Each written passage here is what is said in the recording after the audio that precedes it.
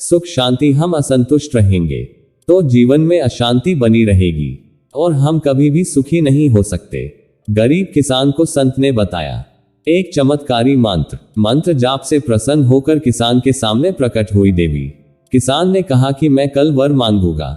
जो लोग अपने जीवन से असंतुष्ट रहते हैं उनका मन कभी भी शांत नहीं हो सकता है। सुख शांति पाना चाहते हैं तो जीवन में संतुष्टि होनी चाहिए।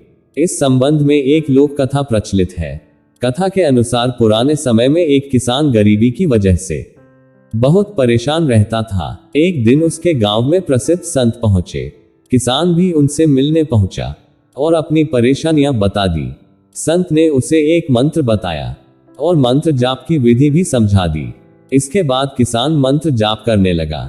कुछ ही दिनों के बाद किसान की भक्ति से उसके सामने एक देवी प्रकट हुई। देवी ने किसान से कहा कि मैं तुम्हारी भक्ति से प्रसन्न हूँ। तुम जो चाहते हो वह वरदान मुझसे मांग सकते हो। किसान सोच में पड़ गया कि वह देवी से क्या मांगे।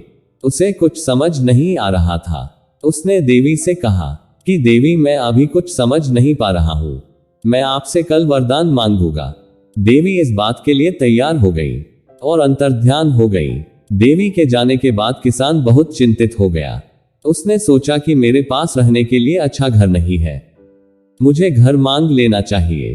कुछ देर बाद उसने सोचा कि जमींदार बहुत शक्तिशाली होता है, मुझे जमींदार बनने का वरदान मांगना चाहिए।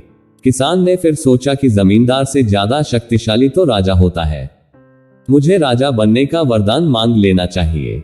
इस तरह सोच विचार में पूरा दिन निकल गया और रात में भी उसे नींद नहीं आई।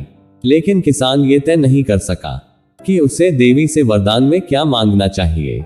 सुबह होते ही देवी प्रकट हुई और वर मांगने के लिए कहा। किसान ने देवी से कहा कि देवी कृपया मुझे ये वर दीजिए कि मेरा मन भगवान की भक्ति में हमेशा लगा रहे, मैं हर हाल में संतुष्ट रहूं। देवी ने तथास्तु कहा और पूछा कि तुमने मुझसे धन संपत्ति क्यों नहीं मांगी। किसान ने कहा कि देवी मेरे पास धन नहीं है, लेकिन मेरे पास धन आने की उम्मीद से ही मैं बेचैन हो गया। दिन भर मानसिक तनाव रहा और रात में सो भी नहीं सका, इसीलिए मुझे ऐसा धन नहीं चाहिए जिससे मेरे जीवन की सुख शांति ही खत्म हो जाए।